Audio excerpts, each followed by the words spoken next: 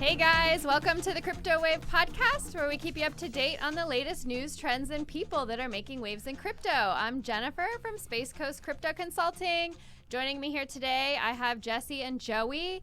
And today we also have a special guest host who is a creator, an innovator, making big moves in the crypto NFT space, nice. The CEO of Publify Press, and the founder of PublifyNFT, Peter Lopez. Thank you. What a great intro. I mean, I'm done. I could just walk away. That's right. I mean, that's it. I'm done. Like, let that be the intro, and let's just move on. There you go. Welcome aboard. Yes. Thank you. I appreciate it, Jeff. You're in for a ride with us today. Yes. Sure. I can tell. It's the triple J effect. It looks like. Yep. Jesse, Joey. Yeah. And Jennifer. Jennifer. 3 J's of crypto. I forgot who the last J was. I was like, wait. That's why we're here, to pick you up when you fall down. That's all right. It's all good. It's awesome. Another week, huh, boys? Huh, girls? Hey guys, what is not you guys talk about crypto and I'm more on the NFT space. What is up with the SHIB? The SHIB, like, is it gonna hit like a $7 trillion valuation if it hits a penny, like just bigger than the market cap? But because it sure did a big drop today. I understood there was no market cap, but now there is. Well, I think it's a 1 quadrillion. It's like a quadrillion. Yeah, it's like 34 billion right now. So what's been happening over the last week? If you start reading Reddits and you start reading all the boards and going onto TikTok and reading all these pronosticators and finally after week 4 of saying the word prognosticators instead of procrastinators, it's pronosticators. Thank you all for correcting me. It's a good word. Thank you. It's tough when you went to a school with a PS in front of it. That's a New York thing. Yes. I went to PS 29. Oh, I went to PS 34. Yep. Grew up in the Bronx. I can tell. Queens Village. Yeah. Queens Village. Yeah. How you doing? What PS did you do? And then I went to JR 115. Oh no, I moved out to the island. That's junior high school. Class of East Islip. East Islip, class of 80. Exactly. Anyway, so what they've been saying is people have been burning. They're asking everybody who has over like 100 million into the billions of the sheep to just start burning your own. Burn a billion, burn a million, burn it. So what's also what sheep's done on the technical side, from what I've read, is that every coin that's bought, they've been burning. Last week they burnt like 400 million coins. Am I correct on this? They've been burning coins as people have been buying, so that helps the price go up and the number of coins in circulation drops because they had so many coins out there. And then there was a rumor that they're still printing coins, printing them, but they're not. So they're not minting them. So that's just been rumored. And the burn's important because the scarcity, right? And yeah, so it makes it deflationary when you burn tokens. It reduces the amount of supply that's in circulation, so then the value should go up. But I mean, it's a meme. A meme is a meme. People made a lot of money last week. It seems like a lot of the money is flowing out of these meme coins over the past couple of days and going into Ethereum, which has made all-time highs. However, has Shocktober ended then? So far, is it official over? Officially, so far though, with SHIB, what they're finding is that there's some. It's moving because of its value. They're finding that there's more usage for it. There's rumors that Tesla in their code might be accepting it. AMC might be accepting it. So they're seeing that it's moving more away from a meme, and it's moving away from that category. But time will tell. And then we have that guy who made $1 billion off of it. Right? I think it was 5.7 billion. Yeah, 5.7 billion. So in the last day, he's been dumping. I mean, naturally, you're going to take profits when you got 5 billion. I would have had my jet ordered and the little island. And the island or the yacht to get to the island, or at least one anyway. But anyway, so he's taking his profits, and so it's dropped. But they're telling us that it's a consolidation, that it stays between 6 and 7. So you just have to look at it. Now, remember, we're here for entertainment only. We're not financial advisors, so please don't take any financial advice from me. Yes. So please. Unless you want to lose all of your money, don't listen to anything that we say. But people have been, so everything you read is, if you have some profit in there, especially those who bought when it was real inexpensive, buy, take your profits and then buy it back if it goes below 5. Or in contrast, for those who felt like they missed the boat because they saw it go up so much in so little time, like, oh, I could never achieve what others are achieving. Right. Well, now that it is back at a discount, I always say buy the dip. Yeah. So you buy the dip, and then there's others when you read, they're going, oh my God, I lost so much money doing that with Doge that I'm going to stick with it. And then you have all the hodlers that are just holding on to it, and they're going to ride that wave.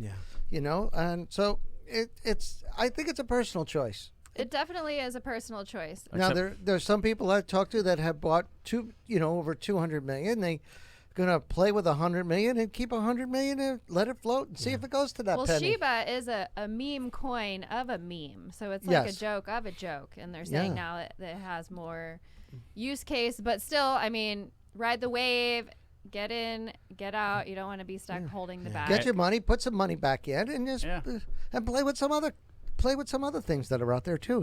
If you got a little bit of that profit, now's the time to go play a little bit if you can. Yep, but today we're here to talk about NFTs. So what exactly are NFTs, and are they really going to change the world? Well, I got into NFTs about a year ago, and I'm still regretting just not buying more Ethereum when it was at $300, because that is where NFTs are, it's the case study behind it. But at its core, and we've talked about it enough, it's a non-fungible token. It's a digital form of authenticity. And I've talked about it even in my Instagram and my spaces. If you're going to buy the Mona Lisa, you need to get curators to verify that is the actual Mona Lisa. So now with NFTs, you can verify, Peter Lopez, that's his art, and it's verified, it's ledgered, and no one could go against that. But the real value behind it that people are now just starting to see is the smart contract component behind it. So there's two things we've talked about with Jennifer and our good friend Chance. Shout out to my man Chance. The off-chain, on-chain value, right? Where you can actually sell an NFT and you can put an off-chain value of, because you purchase this NFT, the first 100 people will have a one-on-one with the actual artist, or the first 200 people will be able to tour with AC/DC, or have backstage passes, or have a T-shirt signed by Guns N' Roses. So there's so much value behind that, and smart contracts is going to really change the world in what the value is. It's so ahead of us. And I think that's where I've been really deep into it, just trying to understand that spot, because it's going to really change the world. That's so powerful, because not only do you get like a digital version, which we're moving into this digital world where it's like almost a status symbol, to own these digital things, then to have that smart contract piece that unlocks, that gives you an actual tangible value. It's similar to like what Gary Vee is doing with his NFT collection is really awesome. Like he has an NFT that you can purchase, it could be some JPEG animal, but it's not just a JPEG. It's like you get to sit down with him and play a game of Uno with him personally, or all of his NFTs come with a ticket to his conference. And it's not just one conference, it's like over several years, a conference every year that it comes with. So you could purchase this one NFT. If you get a ticket to go to this conference every year, you go 1 year and you decide, oh my gosh, that was so awesome, I'm gonna sell this. And however much the value has increased over that time, you can sell it to somebody else, and somebody else can get that off-chain value as well. So that component that over time there are still unlocking values is really powerful, and really just so different that we're not used to. Well, it's an appreciating asset. That's what you're getting at. I'm just afraid that with all of the big legislature that it's going to be one of those things where it's going to be a taxable kind of item. The way we're going. Yeah. So I'm so skeptical of getting too many NFTs and then having them increase in value, and then they're going to say, well, and I think we discussed this on the last show. Like unrealized capital gains. Yeah. So it's like, we're going to be like, hey, you have $200,000 dollars worth of value held in these NFTs. we need your 4,000 or whatever. I think they shut that down. I really hope so. Yeah. But if they tried once, they'll probably keep kicking that can down the road until there's going to be some kind of compromise, and so. But I like the appreciation value, of that promise, and I really like getting into something brand new, like like a first series. I don't remember, and you guys share with this as well. But even like trading cards, the first series. Like I think the first series of Garbage Pail Kids or whatever else, or Tops, those are much more inherently more valuable because they were a first print. And just like publishing with having a first edition of a book. Yeah. Let's be honest. Handwritten Bible is going to be a lot more worth than a Gideon's version. Exactly. So that promise is very exciting to then see that appreciation. Because this could be your legacy. You could be handing this off to the next couple generations. That's it right just there. like finding the grandpa's original AT&T bonds, whatever that are worth millions and millions of dollars. He bought them for $15, not thinking much of it. Yeah. And now 30, 40, 50 years later, they have this intrinsic value that's just incredible. So that's what I'm excited about. Yeah. But how do you store NFTs? So good question. Let's go back into the whole legacy part, right? And there's a project that I'm actually going to reveal here. First time I've been doing it. It's a world exclusive. It is a really exclusive project. So I've been in the publishing world for about 10 years. And, everything from semi-traditional, traditional self-publishing. And one of the most important parts of publishing is owning your publishing rights. Copyrights are not important. They don't mean anything. They hold no value. Trademarking is not important. People, they coerce you to think that this copyright means something, but U.S. copyright could only last 70 years. Trademark can only go as far as specific utility patents. 70 years. And yes, 7 years will be in trouble. So what is the most powerful part of publishing is the actual rights. Whoever owns the rights of that book owns the power of the book.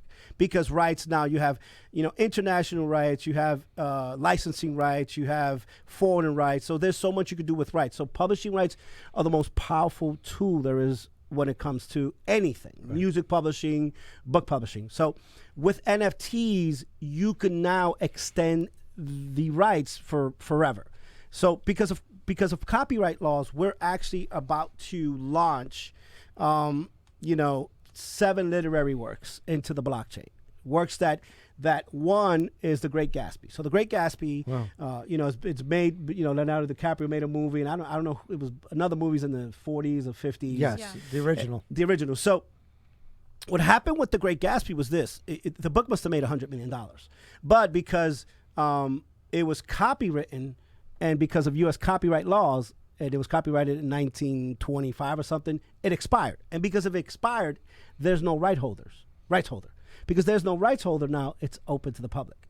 That means his great-grandkid, and what Jesse was saying was, now his kids can't own it anymore. They don't have any value. They can't receive any monetary royalties. Right. And for me, that is the most important part. Sure. Because I want my great-great-grandkids to receive a royalty of the works I've did. I've published a book, has been successful, and I'm pretty sure it's not going to make hundreds of millions of dollars, but I just want him to know, or her to know, hey, this is your great-grandfather's book and it belongs to you. Just like with LeBron James, I have a first-generation LeBron James card, and I want my great-grandkids to have it. Hopefully they could sell it for a lot, but that's the power of NFTs. And that's what book publishing companies have done that people don't understand is if they own the rights to the literary work, they own the rights to everything. They own the hardcover, softcover, ebook rights. They own the audiobook rights. They own the translation rights. They own the rights to the image of the person. They own the rights to movies. Like publishing rights is the most powerful tool we have in this world. That is why book publishing is a $122 billion business. In the pandemic, Amazon saw 8 billion books sold. Like my company in the book publishing world, at the pandemic, we saw a 300% hike because books are going nowhere. And they're going nowhere. Ebooks are not going nowhere. Audiobooks are not going nowhere. And then NFTs are going to be an enhancement not only to the physical assets or the digital assets, they're also going to supply a legacy value to it. So that's why we're making this announcement in the next 30 to 40 days. We'll send a link that I'm going to actually release these literary works literally for like maybe $1, just to let the industry know that they can own a piece of this asset, and now that's something that we can give to the next generation. Wow. That's crazy. That's really powerful to be able to, well, one, I mean, it's sad that your copyrights can expire like that, and then your family is left with nothing, right? And well, I mean, would they have like those 70 years to figure out how to extend the copyright, or or it just falls to open source and if there's people around to do it, right? Mm-hmm. And even if a copyright expires, whoever owns the rights, then it doesn't become open source. Right. And that's the most important part. So people, I copy, like, I'll publish a book, and I've had the honor of publishing 1,000 authors over the last 10 years. And I always get that author like, I can't have you steal my stuff. I'm like, there's nothing new under the sun, okay? There's no one's going to steal your literary works.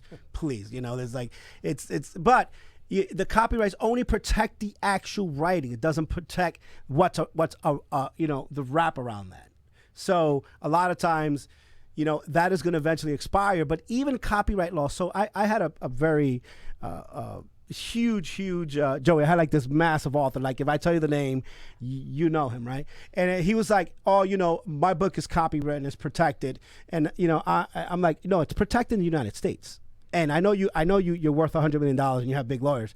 But once you go out to the United States and you don't protect, you don't copyright them in the UK. And he didn't care. So I'm in Mexico, and I'm in Cancun, and I'm walking down the road, and there's like all these books on the floor, and I just give him a call, and I'm like, hey, your book is being sold for $1. And it's a repeat copy. So I want to make sure that you send your lawyers over here, and I want you guys to sue this guy for hundreds of millions of dollars. And that's when he understood that copyrights only mean so much. So I think the publishing rights are the dominant space, and Jennifer, like the smart contract component in that actual NFT could protect the author for the next 1,000 years. Will protect the author if he puts that contract in that. Now, go ahead, you finish. Yeah, because I have a thought.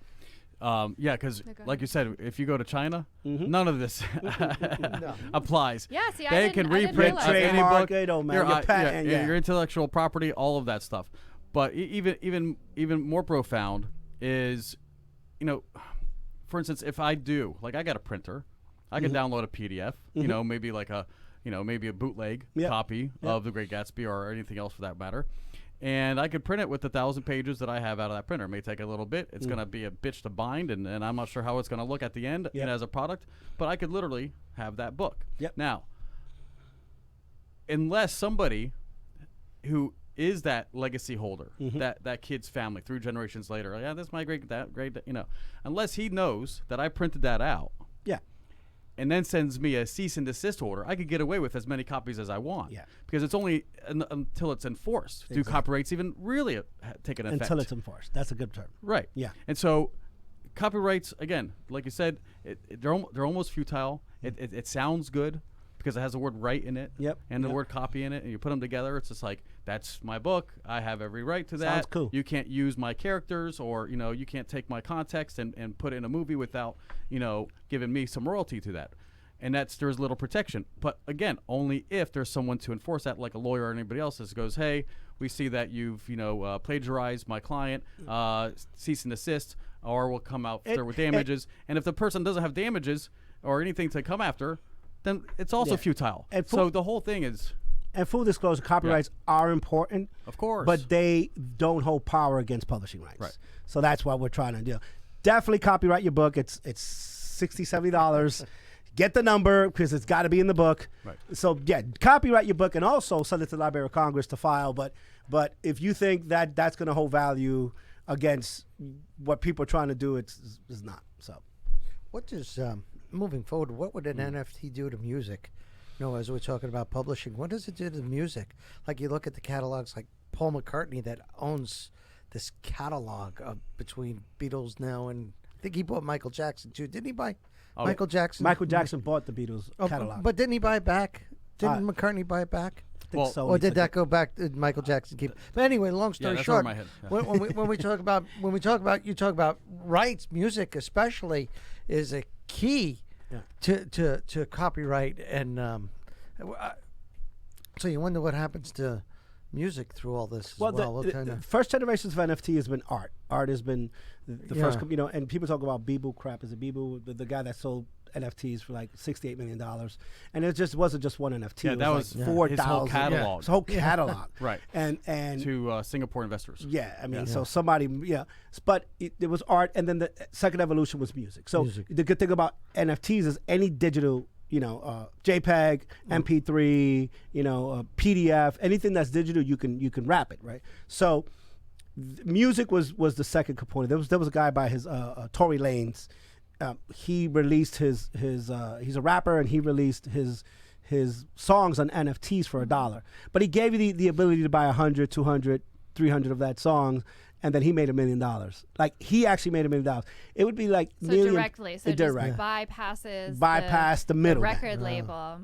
Right. That is what. That's interesting. That's the cool thing, John. That NFTs will bypass that middleman. Wow. So that is really cool, because then you can even pass on some of those profits and stuff to your listeners and build this community. And that's a good point. There are going to be the budget ones where there's a 200, 300 in a series. But then there's going to be that one, I'm going to reference like a Pokemon, where you get that gold, like nice, card, and there's only like one of 10 that's printed. So there's going to be an exclusive product, like 1 off, 2 off, 3 off, whatever it is. And then there's going to be the ones that just anybody can buy, and you could use it for fundraising. You could use it for all types of things. But there's also going to be those hyper collectors that want one of every one in the series. They want that whole artist book, for instance. Like that the one artist. But I think the power of that, Bryson DeChambeau, everybody knows the golfer, right? If not, he's unbelievable.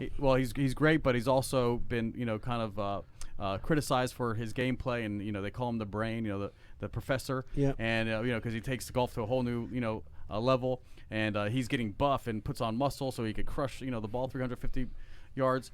So he released a series of NFTs, and they went like that because they were very limited. There was 5, and he raised $10,000 in like a minute. Oh yeah. Because he released one of a kind, 5 different ones, and for $2,000 each or whatever it was, but so there's power in having just a very exclusive one of a kinds, but then the also just like publishing 1,000 copies, or even like downloading an ebook, which has an endless amount of publishing. So going from the hardback to the soft cover to the original manuscript to the ebook, there's so many varieties. This is the biggest value, right? Okay, so when I sell a book, and I've published a book called Excuses, which one's yours, and I did it 7 years ago. When I sell that book, whether I sell it as an ebook, hardcover, softcover, or audiobook, I only get one royalty. So one book is sold, I get the royalty. I either get 100% royalties, or I split the royalty with the publisher, depending what the contract is. With an NFT, I can get perpetual royalties. I can say, you get 50%, I get 50%, but if you resell it, I get 25%. If he resells it, I get 15%. And that is the most powerful part when it comes to actual royalties and the longevity of the contract, the longevity of you making long-term money. Right. So that, and we talked about this earlier, Jesse, that even in the real estate space, so I've been, one of my biggest audience, or my biggest core books that I've published is these high level.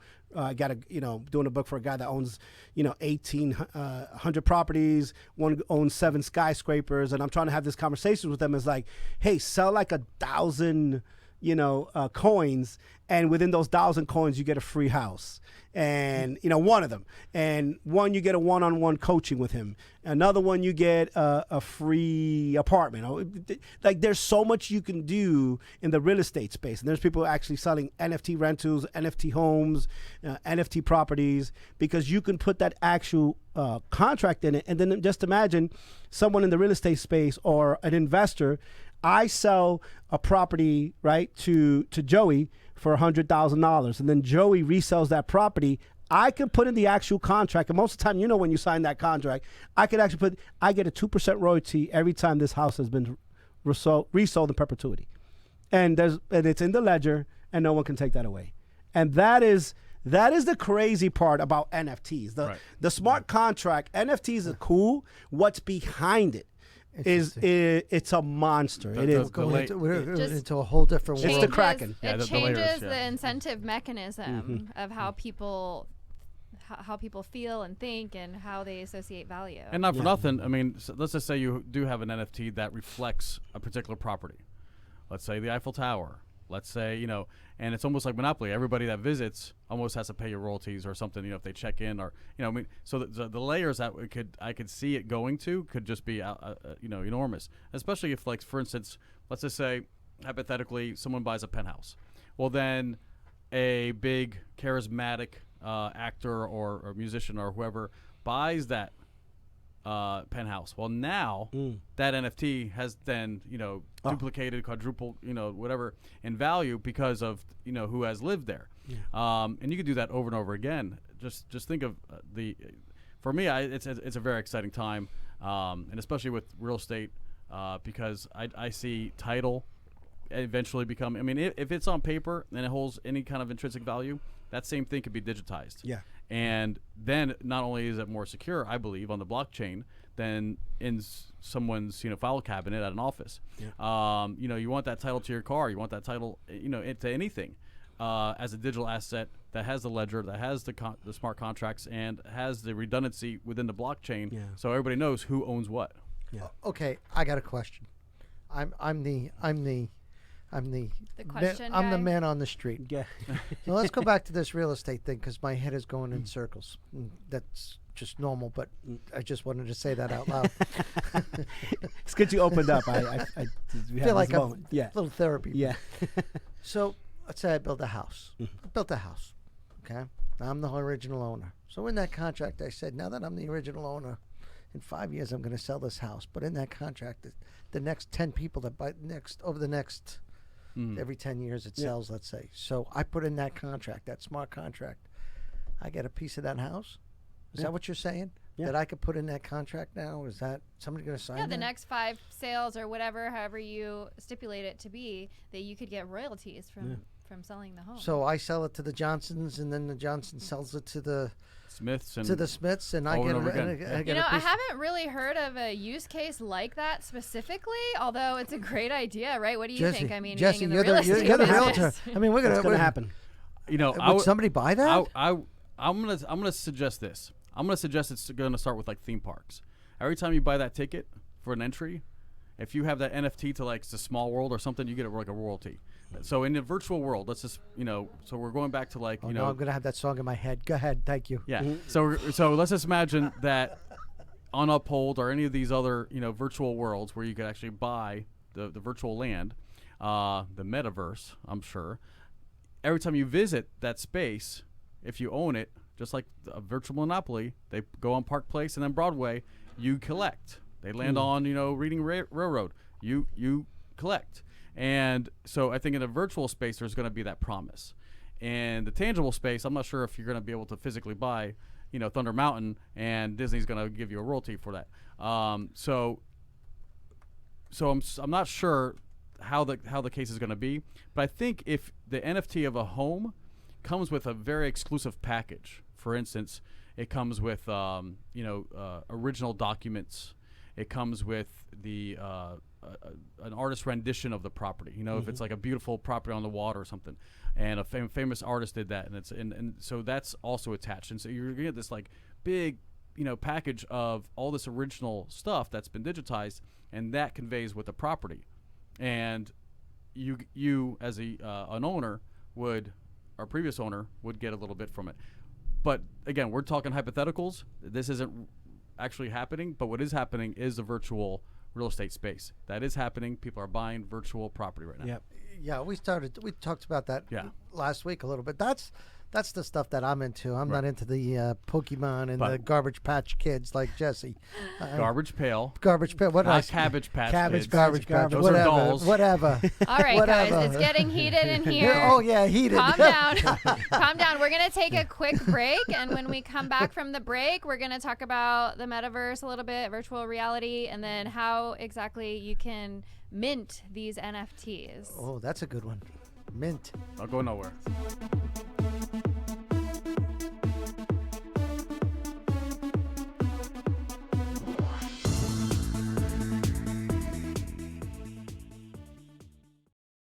cryptocurrency can be confusing and hard. At Space Coast Crypto Consulting, we make cryptocurrency easy for you to learn and understand. In a world of uncertainty and out-of-control central banks, it's our mission to empower you with the knowledge that you need to confidently control and grow your own crypto portfolio. Call now to begin your crypto journey. 321-412-4021. That's Space Coast Crypto Consulting at 321-412-4021. Bring it back, bring it back. We're coming back from the break. We're ready here for the second half of the show. We have the founder of PublifyNFT, Peter Lopez, in the house. And welcome. We're having a great conversation. Yeah. We had to go to break. It's been exhilarating so far. Jennifer thought we were getting heated because I said Cabbage Patch Kids. You said Garbage Patch. Garbage Patch, whatever and I held. And I had to correct Does it matter? Yeah. Don't break my heart. Yeah. Oh, well, I mean, there's like the Crypto Kitties and Cypherpunks. Hey, did you guys hear about that? The news this week, Cypherpunks sold for $500 million. Is that a band? It's a series of It's an artwork. It's like one of the most popular. Is that the frog series of NFTs? No, there was the apes. It's like the apes. I've seen the apes. These pixelated JPEGs. The originals. They're selling for. So this one in particular sold for $500 million. I have some stick figure art. Maybe I should start selling them. Yes. If people find that value, yeah. I mean, original emojis. Like, imagine like all the emojis, like the whole catalog. Right. That it's on your phone. Someone had to design those. Yeah. So imagine that catalog. Yeah, but being this for one, sale. the new one that came out, that was made by Luigi back in the 1700s. It's a Luigi. This is the important part about that $500 million sale. Who's creating it and who holds the value? That's just it. Yes. And a LeBron James rookie is different from like Eddie, Wilkins that played with the Knicks for 2 years. So it depends who the person is. If you do a stick figure and you're Van Gogh, of course that'll sell for $10 million, right? Exactly. But if you do a stick figure and you're just a regular person, what if I just change my name to Hunter? Just Hunter. Just change it to Hunter. Yeah, TJ Hunter. So that's the powerful part about NFTs, that it depends who, and that's what I try to tell people. It's a fact. If you have, like, Ferrari is doing an NFT, and one of those NFTs you get an actual Ferrari. The other one you get, to go to the races. Another one you have a one-on-one with the owner. So it's not that it's just the Ferrari NFT. It's what's behind it. Right. And with the Bored Apes, you have an exclusivity to a club with Stephen Curry and all these high level people that are part of it. You have access to those people, and it's a community. So that is what NFT is doing on the actual art and digital and music space, is building a community. And they have these interactive NFTs also. There's like the football player ones. I can't remember the company that is doing it, but the different. Well, ESPN's getting into it. I mean, anybody who's already in that space, they're just going to be, PGA Tour. I mean, imagine all the virtual players, and not only that, but players from the past. Yeah. But the interactive football players, it's like having this football card or whatever that throughout the season, as they hit different milestones, then those NFTs will change to like bronze or gold or different colors. And then there's another company who is making like a virtual reality interactive NFT, like similar to Alexa or somebody who could talk to you. So can you imagine the future where you can like just buy your girlfriend or something NFT that you can have conversations with and is self-learning? It's gonna happen. You could be like, "Hey Alexa," and you have an Alexa NFT like pop up in front of you. So you could give her a virtual ring. That'd be fascinating. Yeah, that would be fascinating. So that brings us into the metaverse, and within the metaverse has been like a big buzz this week with Facebook rebranding and changing their name to Meta, and all of these different companies that are building in the metaverse space. So all of those cryptos have been pumping this week, all of the gaming and metaverse cryptos, but that also incorporates the NFT space, where you can purchase these digital pieces of land like Decentraland and open up businesses in these virtual worlds, and when you own the business that is put onto this land, like even as the virtual landowner, any money that is produced or traded on this land, you can actually receive royalties for too in the metaverse. So I think it's just it's far-fetched and it's crazy, but I think that we're going to be living in a very different world in the next 5 to 10 years that we won't. Well, let me stop that, because Second Life, if nobody remembers, it was a small little cult following, and what it was a online playing sim, and my friend actually designed sunglasses that people can send their little avatar to, and it was a shop. It was a virtual shop, and he designed the different sunglasses and other accessories. And then there was another shop where you could, give your avatar a new jacket or new shoes, and there was all this community of creators, and it was a virtual currency at that time. We're talking, gosh, probably 15 years ago. Wow, this thing existed, and so just ahead of its time, way ahead of its time. And again, there was only one currency. Okay, but you would buy it with USD, and it was an onboard in-game token that you used, and he had a good time. He was making money with it, and I thought it was kind of silly, because I'd walk in, I'm like, hey, let's throw the ball around or play some pool or something, play some video games. Oh no, I'm busy. I gotta design this, and then I gotta put it in my store, and I gotta this and that. And are you still in contact with this person? Oh yeah. Because this week actually, Facebook/Meta has posted a position for a fashion designer for the NFT space. Well, now he's doing online coffee shop, makerscoffee.com. Go check him out. Oh, he's doing good. Oh yeah, he's got 3 different virtual coffee. No, it's not virtual coffee. This is real coffee, but it's an e-commerce like a delivery store. Yeah, it's e-commerce. That's cool. But yeah, he's been involved in all kinds of things. The kid is pretty. He's a funny kid and great friend. So anyway, going back to, again, creating all this commerce within the virtual world. Because imagine, and I hate to say it, but let's just pretend like there is a DJ, and he's playing music, and he has a club, and you visit his club. DJ Jesse. And it's it costs money to get there, so you exchange a Shiba whatever to gain entry, and then you're in this virtual club, and you're dancing with everybody else, and mind you, you're in your basement, whatever, with your Oculus, just dancing with other people in this virtual world, but everybody pays to get in. And now the creators, the guy like myself or whoever else would be DJing or invite people to the party and promote it, they're getting a piece of that action. And so you could actually hold a virtual party in this virtual world and exchange, whatever amounts of, tokens or whatever else to be a part of it. Yeah, they're doing perfect they're for doing social stuff like distancing today. Yes. Where was that last year, Jesse?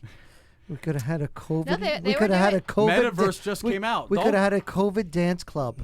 Don't blame me. No, there's been people doing that actually. Yeah. Well, there's been through the Oculus. Yeah, you can attend concerts and stuff. Oh, I've actually been to concerts where they have the quiet. It's a quiet dance club where everybody has like just the earphones, and so you look and everybody's. It's quiet. They do that on the cruises. It's super weird. Everybody's like this, but in their ears, it's a party. There's a whole party. Is that those Oculuses? That's what I sent you guys the other day. Those glasses. Did you see what I sent you? Yes. Where you look down and there's a keyboard. You look up and then there's that was kind of cool, wasn't it? Oh, it was very cool. Very sci-fi. Jesse was surprised because it wasn't a girl in a bikini that I normally send them. Yeah. So I want to get back to NFTs and yes, please. Sorry. See how we go up. See how we go up. Hey, we go. Yeah, just the 3 J's are just. Yeah. I'm just P. I like it. I'm actually junior. I have Peter Lopez Jr., so I do have a J, but the 4 J's of but it's the 3rd J. It's not the first one. This is what happens. They have to ring me back in. Squirrel. So when we're publishing NFTs, when we're creating NFTs in the publishing space, how exactly do you do that, like as far as minting goes? Minting is the actual digital wrap around it, right? It is the most important part to the actual component. So actually we are in partnership with Chance and launching a company called MintMaker. And MintMaker is the actual back-end system. So it's a back-end system that is going to power Publify NFTs. And when we launch Publify NFTs, being that we've been in the book publishing world, when we release The Great Gatsby, we're going to just release 10 limited editions for $1. But within those 10, one is going to be a platinum, one's going to be a gold, one is going to be a bronze, and one's going to be like a copper, whatever. But the platinum one is going to come with a free audiobook. Oh. And then it's going to come with an actual free, limited edition hardcover. It's going to come with a specific 3D cover to it. So all the engine behind that is going to be MintMaker. And MintMaker is what, will eventually go to other publishing companies and say, hey, go back to your authors and say, just like you released a hardcover, and then you released a soft cover, and then you came back with an ebook, and then you came back with an audiobook. Now come back with an NFT powered by MintMaker. And that is a powerful tool, because when ebooks came out, and we were there early, we're like, this is stupid. Ebooks? What's an ebook? It's like a Word doc. What is that? And someone's going to steal it. And it was nothing. And then eventually the ebook players came out, and then the Kindle and the Nook and the Sony and the Google Play, and then all the engines came out. And now ebooks have actually surpassed hardcover and softcover sales the last 8 years, except for this year. Actually, softcover and hardbook sales surpass it, but every year it's like 51 to 49%. So actual ebooks. So ebooks never replaced the hardcover. What the ebooks did was they enhanced the actual physical assets. And then the audiobooks didn't replace ebooks. The audiobooks enhanced the actual ebooks. So what the actual minting process is going to do, and this is crazy, right, Jennifer, is going to enhance the publishing space. So, Jesse, this is pretty cool. We're actually creating a virtual book club where our authors will go in there and we'll do an actual book signing, maybe in Decentraland.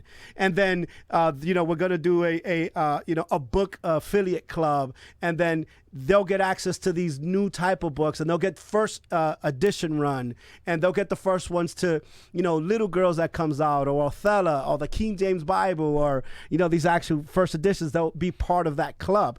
So that is the power of book publishing. Book publishing, everyone has, and I'm not the OG, but I'm pretty sure I'm going to be one of the ones that I've been talking about it, and we're going fast. We're actually going to do a public minting very soon here at Brevard, and we'll let everyone know about that. But I believe when it comes to publishing and the smart contracts and the minting process, there is an engine component to it that is going to enhance this $122 billion industry, which is the book publishing industry. So this NFT part is going to be very, very, very cool. And I'm excited about PublifyNFT being a Brevard company here at Space Coast Podcast, together with Space Coast Crypto, together with Space Coast people doing Space Coast stuff. I ran out of it. It's out of its world, is what you're saying. I'm super excited. I mean, this is just the beginning of the possibilities. It's awesome. It's great. I want to host an Ernest Hemingway club. Let's do it. Let's do it. On the NFTs. I need to start designing my avatar. I think the thing about Ernest Hemingway, he does own his rights, so he's smart.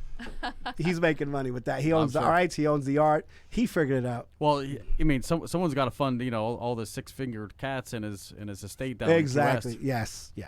Yes. Anyway, this has been quite the conversation. Well, with all of this excitement, so cool. I just want to announce a project that I'm working on. Yes. Tell us. So it's exclusive. I have this awesome publisher that I'm working with. This guy here. It's PublifyNFT, and we are going to turn everything that we've talked about today into reality, and I am going to be publishing a children's book on cryptocurrency. Wow. Congratulations. Breaking news. That's going to be fire. And when do you want to get that book published? Oh, geez. We need every author needs a deadline. Are you dedicating the book to Jesse and I? We need a deadline. All right, so I do have a co-author. Her name is Kinsley. And then I do also have an illustrator named Kylie. Nice. And those are my daughters, so we're making this a family project. We're doing it together. Awesome. And so our first draft shall be put together through November, and then we'll have it... Probably on somebody's birthday. Just pick a birthday. We'll have it... how about January? How about let's ring in the new year? January. We'll do pre-sales the first week of January, and we'll release it the last week of January. Yes. Let's do it. Yeah. You heard it And here they first. converted to an NFT. Another first here. Another first. Okay, no, but I want to have some sort of unlocking feature, so an off-chain value that I want to add to it. And so I would like to offer up an hour of my consulting with the book as well. So I just thought of that. Well, that's fancy. You make a lot of money with it. And of course, all those illustrations, all those little characters become 3D images. Could also become a tangible or not an intangible NFT that people can collect. Yeah. Along with the ebook version or hardback or exclusive handwritten signed versions. Are we characters? Are we caricatures? You have to capture. He wants to be in like.